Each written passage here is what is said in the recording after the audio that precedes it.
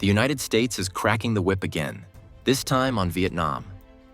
In a dramatic and high-handed move, Washington is slamming Vietnam with a massive 46% tariff, accusing the country of helping China dodge American taxes by rerouting goods through Vietnamese ports. But this isn't about rules. It's about pressure, intimidation, and raw economic power. People have called it like an unforced error or a self-inflicted wound, but it's worse than that because it's essentially like a suicide pact that's taking out large other countries along with the US economy.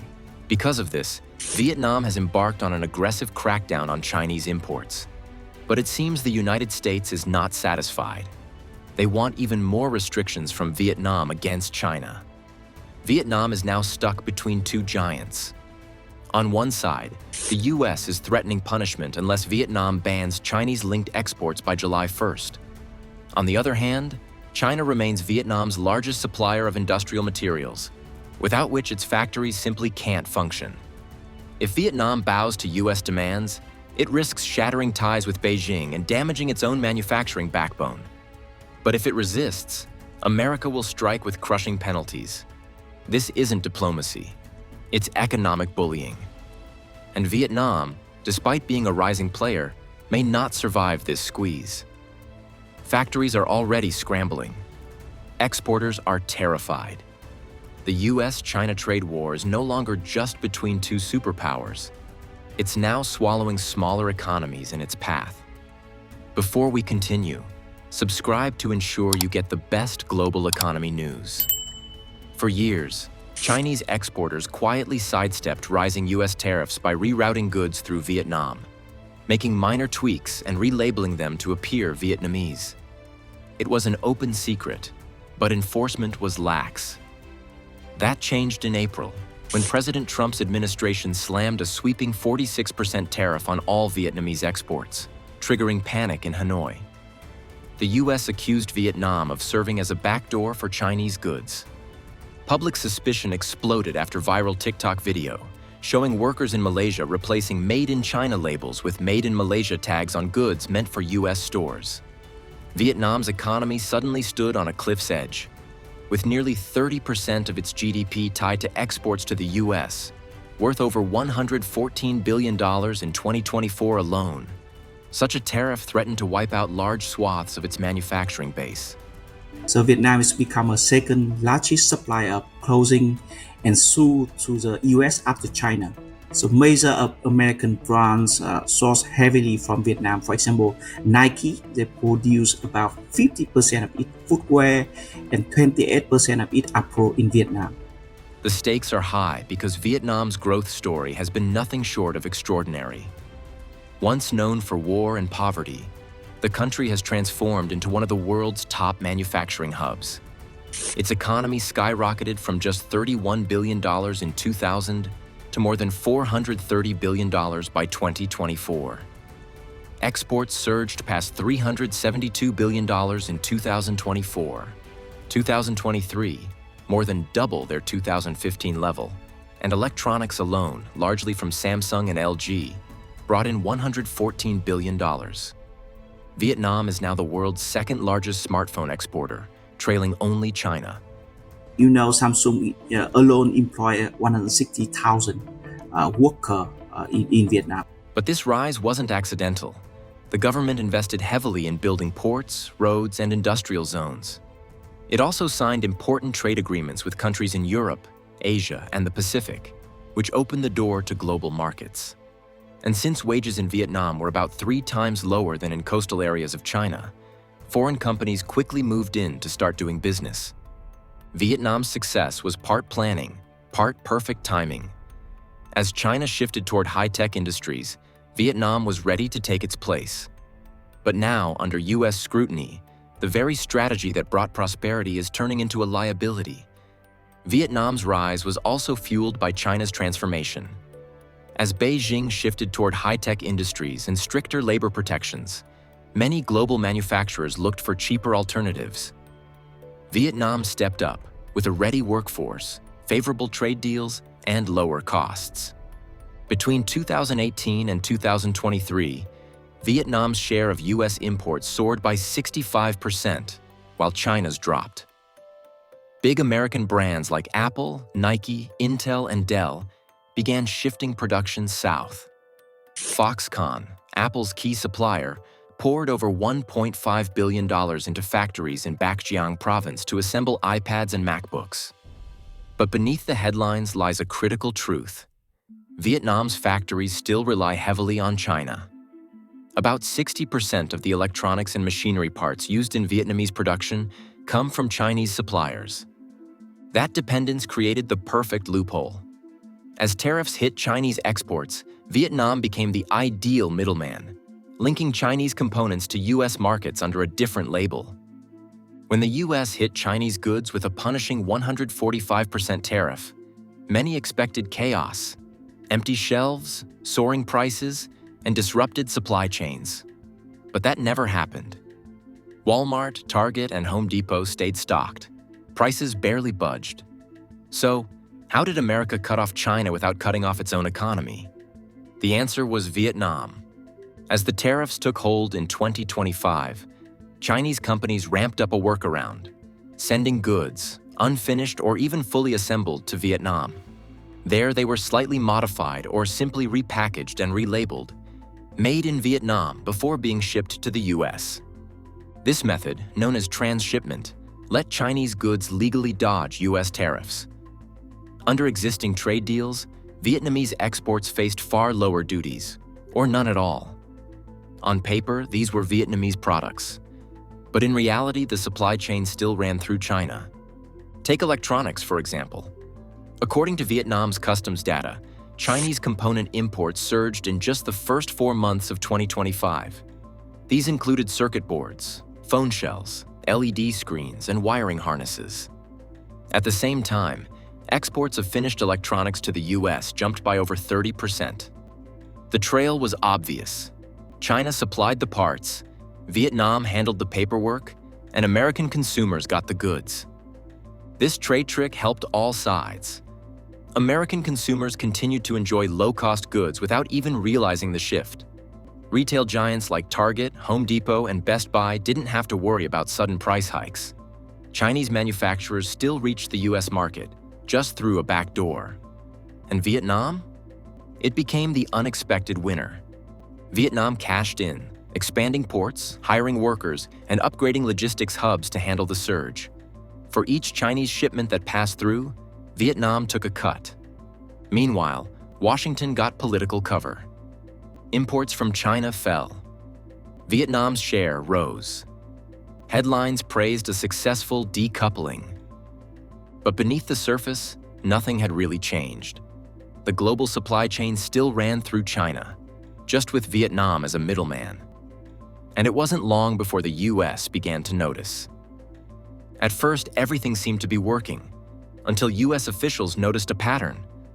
As Chinese exports to America plummeted, Vietnam suddenly surged. That raised alarms in Washington. Investigators launched probes, demanding companies prove their goods were genuinely made in Vietnam and not just passing through from China.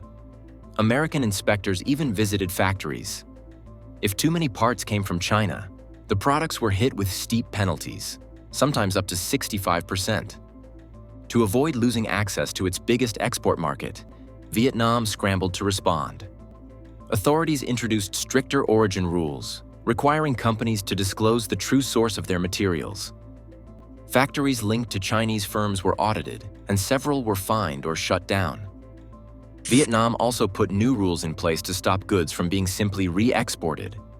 Now, to earn a Made in Vietnam label, a product must show meaningful local assembly or production. Customs inspections were upgraded, and Vietnam began working directly with US officials to trace supply chains using digital tracking and scanning tools.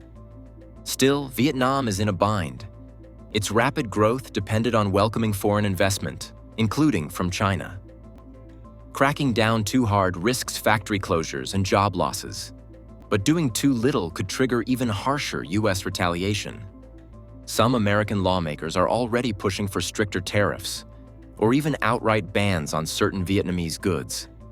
To show it's serious, Vietnam's Ministry of Industry and Trade imposed temporary anti-dumping tariffs of up to 27.83% on Chinese hot-rolled coil steel, citing unfair price practices that hurt local industry. The country is also racing to diversify, strengthening trade with other partners and investing in homegrown industries to reduce its dependence on Chinese imports. Vietnam isn't just trying to avoid punishment. It's trying to survive a geopolitical squeeze that could define its economic future. Vietnam's once booming industrial zones like Bac Ninh and Binh Duong, the mood has darkened. Just months ago, these areas buzzed with optimism. New factories, many backed by Chinese investors, rose almost overnight. But now, those same buildings are quiet, gates locked, signs torn down. What looked like economic progress is unraveling fast.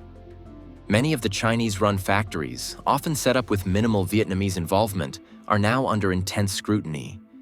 Government inspectors have launched sweeping audits, and in many cases, operations were suspended or quietly shuttered. What followed was financial shock. Banks pulled funding, loans were recalled, and machinery orders were abruptly canceled. Chinese managers vanished, leaving behind confused local workers and unpaid bills.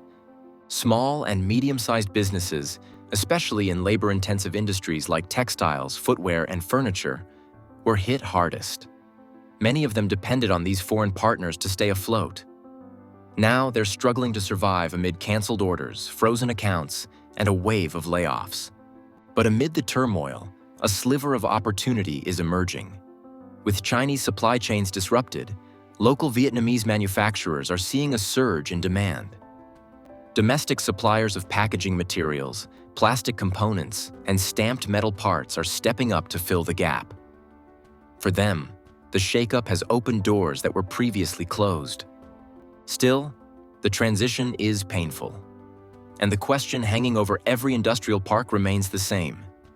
Can Vietnam rebuild trust and reshape its supply chains before the damage becomes permanent? The US gave Vietnam clear demands. Stop helping Chinese transshipment, enforce strict CO rules, and open Vietnam's markets to US products like soy, liquefied natural gas, LNG, and Boeing airplanes. The US also wanted Vietnam to support regional digital and AI projects as alternatives to China's. Interestingly, Vietnam responded with a diplomatic push. In May, a delegation traveled to Washington with an offer: zero tariffs on US goods, stronger enforcement of certificates of origin, and official recognition of Vietnam as a market economy. Prime Minister Pham Minh Chinh stressed Vietnam's wish for a fair and balanced trade relationship with the US. By mid-May, US Agriculture Secretary Brooks Rollins was on his way to Hanoi to finalize big export deals, including LNG contracts and Boeing 787 orders. But time was running out. If no deal was reached by July 1st, the full 46% tariff would kick in automatically. With Vietnam under the gun, its neighbors began to feel the heat too. The US crackdown wasn't just Vietnam's problem anymore. It was becoming a regional reckoning. Vietnam's strong action against transshipment has caused concern across Southeast Asia. Neighboring countries are now rethinking their trade methods. Singapore, known for its strict rules, has introduced criminal punishments for issuing fake certificates of origin. This shows Singapore's commitment to being a trustworthy trade partner, especially as the US watches Southeast Asian exports more closely. Thailand, another important country in the region, found 42 cases of fake product lines, showing a bigger problem with false goods inside the country.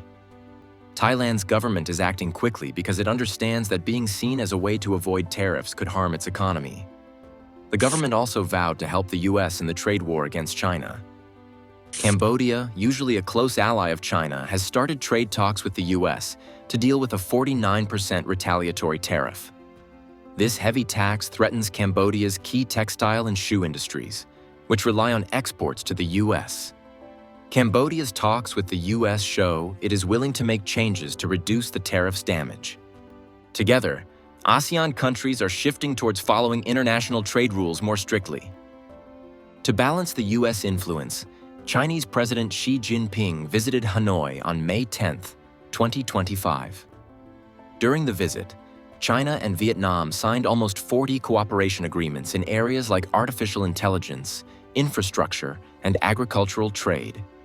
China also proposed building new railways to improve connections and trade between the two countries.